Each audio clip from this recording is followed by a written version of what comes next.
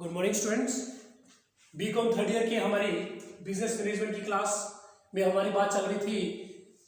Factory act के प्रावधानों से संबंधित। तो उसमें हमारी प्रावधानों में सुरक्षा संबंधी प्रावधान चल रहे थे जो सेक्शन 21 से 41 थे। उसमें लगभग हमारे 10 पॉइंट हो चुके थे, 30 धाराएं हो चुकी थी। उसमें हमारी 31वीं धारा है क्या, 11 नंबर पॉइंट 31वीं धारा है नेत्रों की सुरक्षा। नेत्रों की सुरक्षा धारा 31, यानी कि जहां श्रमिक कार्य कर रहे हैं, ठीक है, और कुछ मशीनें ऐसी हैं जिनसे चिंगारियां निकलती हैं, अंगारे निकलते हैं, खासकर वेल्डिंग वाली जगह पर, तो वहां पर अंगारे निकलते हैं और वो अंगारों की रोशनी क्या उनकी आंखों पर भी पड़ती है श्रमिक के, तो उनके नेत्रों की सुरक्षा के लिए उचित क्या ग्लव्स या मिरर जिससे उन्हें साफ दिखाई भी दे और सीधा प्रकाश उन अंगारों का उनकी आंखों में न जाए, तो उसके लिए उनके नेत्रों की सुरक्षा के लिए, श्रमिकों के नेत्रों की सुरक्षा के लिए उचित बचाव से संबंधित कार्य किए जाने अति आवश्यक है। उसके बाद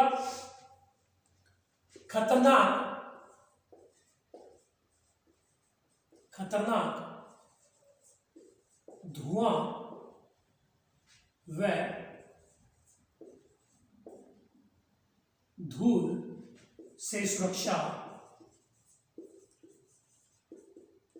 धारा 32। कुछ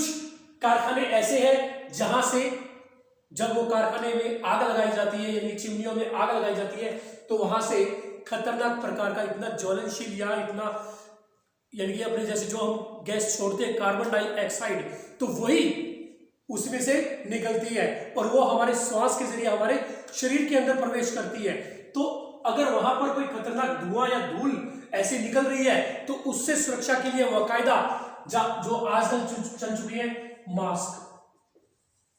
ठीक है, तो वहां पर भी उन कारखानों में भी उनकी सुविधा होनी चाहिए ताकि वो धुआं सीधा उनके श्वास में प्रवेश ना करे, ठीक है। आजकल ये फैसिलिटी तो आम फैसिलिटी तो क्या है, हम बीमारी से बचाव के लिए कर रहे हैं, तो आजकल तो ये चीज वैसे ही लागू हो चुकी है। लेकिन जो कारखाने या जिन कारखानों में खतरनाक धुएं जैसी चीजें या पदार्थ निकलते हैं या धूल धुआं निकलता है, तो उनसे सुरक्षा के लिए उचित बचाव से संबंधित प्रक्रियाएं वहां पर अपनाई अति आवश्यक है। उसके बाद 13वां पॉइंट है, इसी में ही भवन, मशीन आदि से होने वाली हानि से रक्षा। 14वां पॉइंट है, भवन, मशीन आदि से होने वाली हानि से सुरक्षा, ये 14वां पॉइंट है। और इसमें है आग न लगने के लिए सावधानियां। आग न,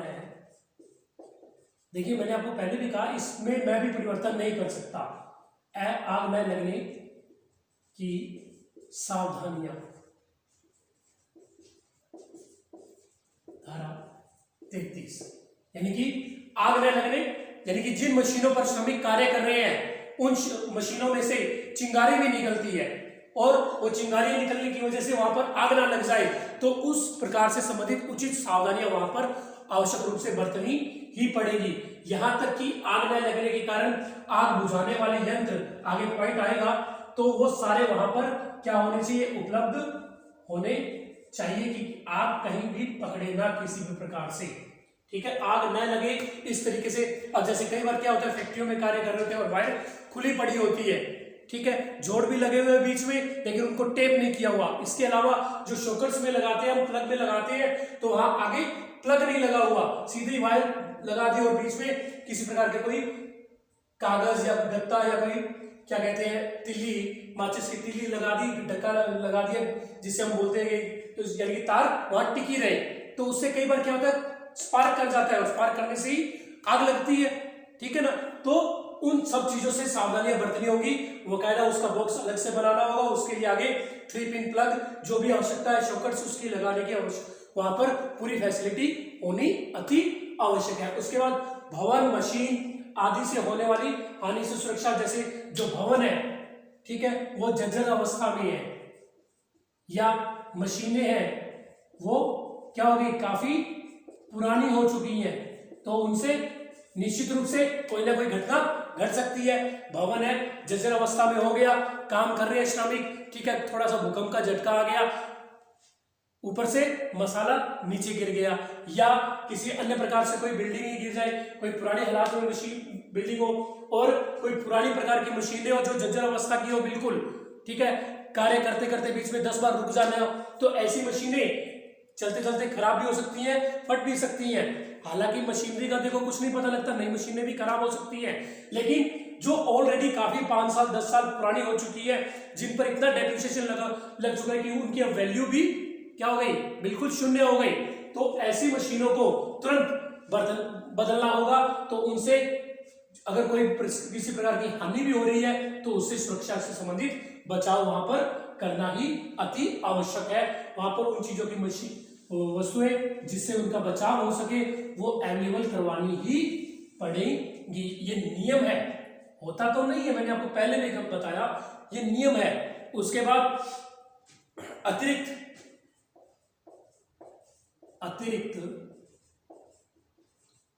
नियम बनाने का प्रावधान, ये अतिरिक्त नियम बनाने का प्रावधान ये किसने दिया है? ये कोई हमारे कारखाना अधिनियम के अकॉर्डिंग नहीं बना है। इसमें क्या है कि ये मशीन नियम तो आपको लागू करने ही होंगे, इसके अलावा उस उद्योग में कुछ बातें रह जाती है जो श्रमिकों की सुरक्षा से संबंधित है, तो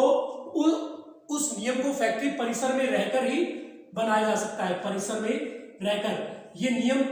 उन पर लागू होता है, यानी कि अपने जिसे बोलते हैं आंतरिक अंतर नियम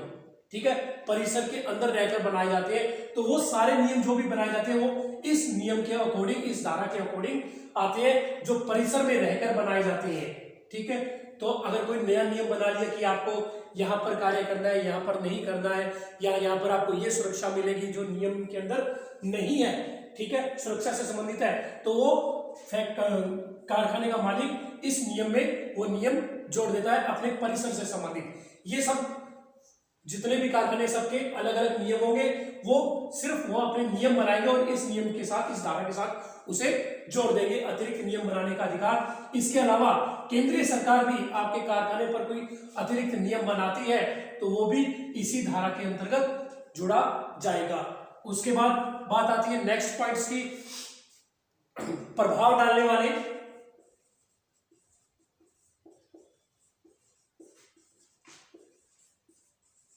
यंत्रों पर बाल श्रमिक व स्त्री श्रमिक की नियुक्ति पर रोक, धारा 36। जो प्रभाव डालने वाले यानी कि बच्चों के या बाल श्रमिकों के या स्त्री श्रमिकों के यानी कि शरीर पर या उनके आंखों पर या उनके दिमाग पर या उनके शरीर पर या उनके मानसिक दबाव पर, किसी प्रकार से भी उन पर कोई दबाव डाला जाता है या प्रभाव पड़ता है, जिससे पता है कि अब जैसे देखिए बाल श्रमिक है, उनकी में उतनी पावर थोड़ी होती है जो एक 18 साल या 20 साल का बच्चा या व्यक्ति 30 साल का व्यक्ति कार्य कर सकता है, वो नहीं कर सकते ना, उनकी इतनी शक्ति नहीं होती, इतनी पावर नहीं होती। लेकिन बाल श्रमिकों को और स्त्री श्रमिकों को जो दबाव वाले यंत्र है या जो भारी यंत्र है उनको उठाने से संबंधित उन्हें ये कार्य नहीं दिए जाएंगे, वहां पर उनकी नियुक्ति पर रोक लगेगी। जैसे आप सफाई वगैरह करनी है, देखिए हल्का फुल्का काम है तो वहां इनकी नियुक्ति हो सकती है। अब वजन, यहां से वजन उठाकर दूसरी जगह लेके जाना तो ना तो ये बाल श्रमिक कर सकता ना स्त्री श्रमिक कर सकती, ठीक है ना, ठीक है। 2 किलो 5 किलो वजन ले जाना एक अलग बात है, एक 15 किलो 20 किलो कंटिन्यू उठाना, तो ऐसी जगह पर इन श्रमिकों की नियुक्ति पर रोक रहेगी। उसके बाद वजन उठाने वाले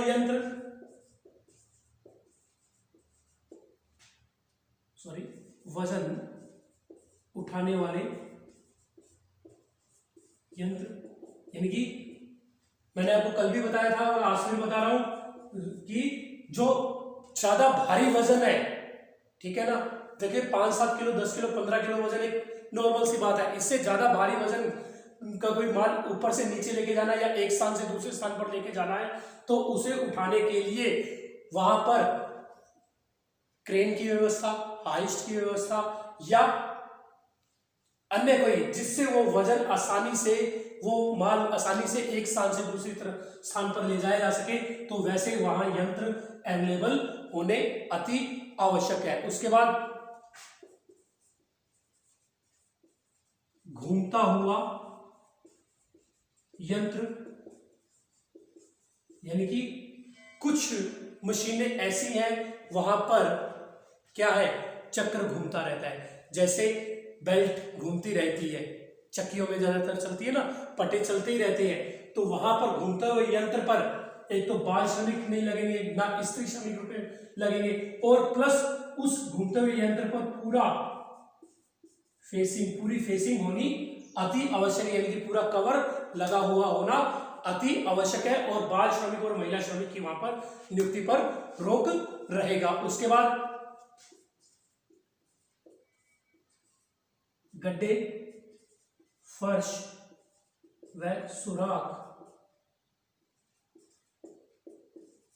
यानी कि फर्श पर कोई गड्ढे है या सड़क पर कोई गड्ढे है या जहां पर श्रमिक कार्य कर रहे हैं वहां पर गड्ढे हैं या दीवारों में कहीं सुराख है, तो उनको तुरंत प्रभाव से भरवाने की व्यवस्था की जानी चाहिए, ठीक है ना। उसके बाद आग लगने की स्थिति में बचाव धारा 40, अगर किसी कारखाने में आग लग जाती है तो उस स्थिति में वहां पर बचाव से संबंधित पानी की व्यवस्था प्लस मिट्टी की व्यवस्था, जिससे आग बुझाई जा सकती है, आग पानी से भी बुझाई सकती है, और इसके अलावा जो एक केमिकल आता है, जो सिलेंडर आता है, आग बुझाने वाला यंत्र होता है जिसे हम बोलते हैं, तो वहां पर वो 24 घंटे कंटिन्यू 24 घंटे उस यंत्र में, उस संस्थान में अवेलेबल होना अति आवश्यक है। तभी हम आग लग गई तो तुरंत प्रभाव से कुछ सुरक्षा तो की जा सके। देखिए दमकल तो आते आते आएगी और उन्हें सूचना भी तुरंत दी जानी चाहिए, और आग लगने की स्थिति में बचाव भी किस तरीके से, अगर किसी संस्थान में, किसी कमरे में कोई आग लग गई तो वहां तुरंत प्रभाव से यानी कि एक ऐसा बटन होता है जो पूरे कारखाना परिसर में सूचित कर देता है, यानी कि अलार्म जिसे हम बोलते हैं, ठीक है ना। तो वो अलार्म तुरंत प्रभाव से वहां से दबा देना चाहिए, ताकि सभी श्रमिकों को, यहां तक कि कारखाना मालिक को भी उसकी सूचना तुरंत प्रभाव से लग जाए कि यहाँ पर आग लग चुकी है फैक्ट्री में, तो वो तुरंत प्रभाव से उस स्थिति, उस जगह पर, उस स्थान पर पहुंच सके और बचाव की आगे की जो तरीके है उसे उपलब्ध कर सके और उसे बचाव किया जा सके। उसके बाद लास्ट जो इसका पॉइंट आता है, क्या खतरनाक प्रक्रिया,